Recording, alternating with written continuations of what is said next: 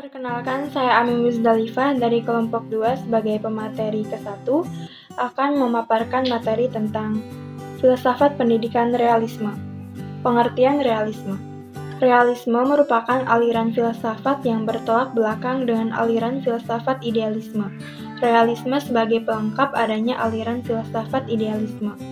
Realisme merupakan instrumen alat indera, merupakan pokok utama dalam mencari sebuah kebenaran dengan melakukan observasi pada lingkungan sekitar dan menemukan fakta-fakta tertentu dapat menemukan sebuah kebenaran. Seseorang yang memiliki pemikiran realis atau realis tidak hanya percaya dengan adanya gagasan saja untuk membuktikan suatu kebenaran. Menurut Muhmi Dayeli, tahun 2011, halaman 108 mengatakan bahwa realisme merupakan ajaran filsafat menganggap suatu kebenaran adalah gambaran nyata atau salinan sebenarnya dari dunia realitas dari sebuah gagasan yang ada di pikiran seseorang. Sementara menurut Hawking dalam Gandhi tahun 2017 halaman 143 mengatakan bahwa realisme merupakan kecenderungan seseorang untuk menjaga diri memberi batasan terhadap suatu hal, agar seseorang dapat mengetahui bahwa tidak semua persoalan dapat diberikan intervensi dalam memberikan sebuah keputusan, dan objek-objek sekitar akan menjawab apa yang ia pikirkan. Selanjutnya, tokoh-tokoh aliran realisme. Yang pertama ada Aristoteles. Ia mengatakan bahwa pengetahuan itu bukan dari pengalaman yang hanya berupa bayangan belaka. Ia mengakui bahwa segala sesuatu itu tidak terletak pada keadaan bendanya, melainkan dengan pengertian bendanya. Maksudnya, meski benda itu tidak ada yang memikirkan, tapi benda itu tetap dan ada keberadaannya ditentukan oleh akal pikiran. Yang kedua, menurut Johann Amos Comenius, ia mengemukakan bahwa setiap manusia itu harus berusaha dalam mencapai tujuan, dan ia juga beranggapan bahwa pendidikan itu bersifat universal, seragam, dan dimulai dari bawah.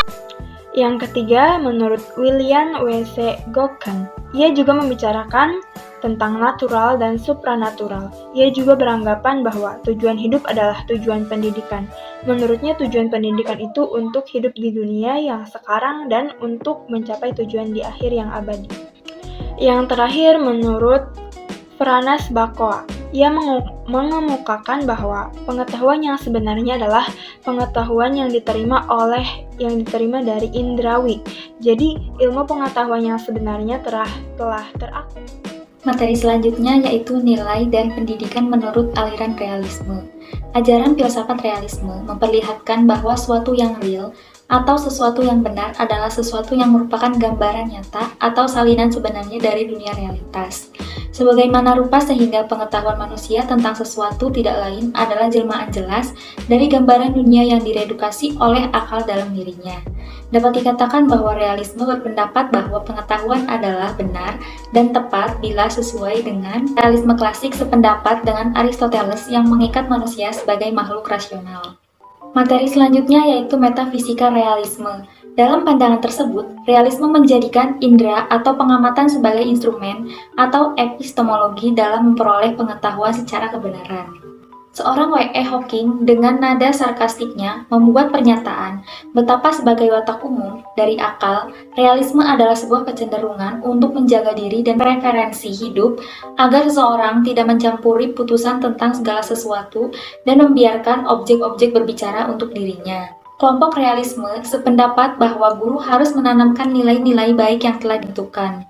Moral dasar dan estetika yang sadarlah yang mesti dijadikan kepada anak agar ia tidak dapat terpengaruh oleh isu-isu temporal. Materi selanjutnya yaitu bentuk-bentuk realisme. Realisme merupakan aliran filsafat yang memiliki beraneka ragam bentuk realisme yang terbagi menjadi dua bentuk.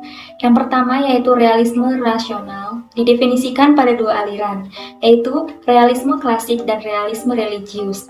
Realisme klasik maupun realisme religius menyetujui bahwa dunia materi adalah nyata dan berada di luar pikiran atau ide yang mengamatinya. Yang kedua yaitu realisme natural ilmiah, mengatakan bahwa manusia adalah organisme biologis dengan sistem saraf yang kompleks dan secara indera berpembawaan sosial atau social disposition.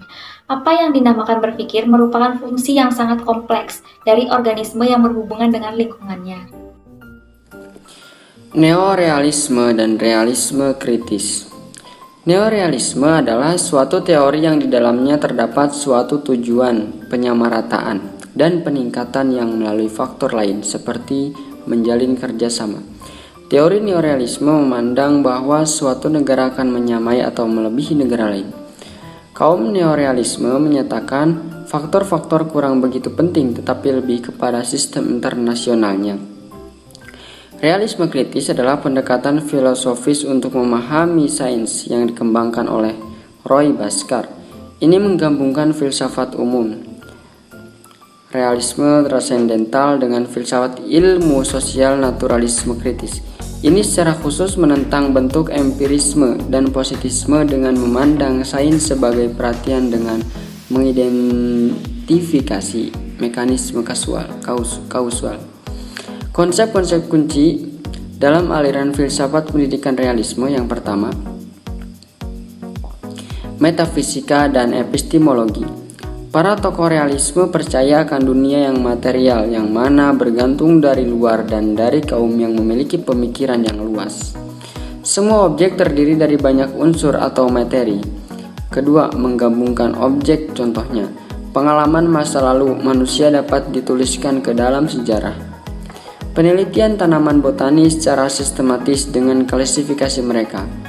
Organisasi politik seperti negara, pemerintahan, badan legislatif, dan sistem hukum dapat dikelompokkan ke dalam ilmu politik.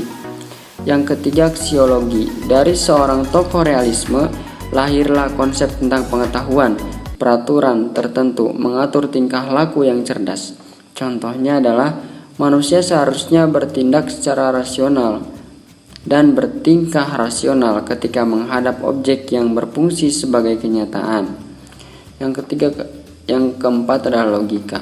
Guru realisme sering menggunakan kemampuan dengan baik secara deduktif maupun induktif. Contohnya, para siswa di dalam kelas botani mungkin akan mengecek bunga mawar yang mereka miliki, bahkan warnanya berbeda, aromanya dan ukurannya, menyimpulkan melalui induksi bahwa semua anggota dari genus yang sama. Akan tetapi, ketika menanamkan di sebuah mawar di kebun sekolah sebagai proyek, para siswa akan bisa memeriksa atau meneliti tentang perawatan tanaman dan menentukan lokasi yang benar serta jumlah pupuk dan air untuk setiap bunga mawar yang mereka tanam. Terima kasih.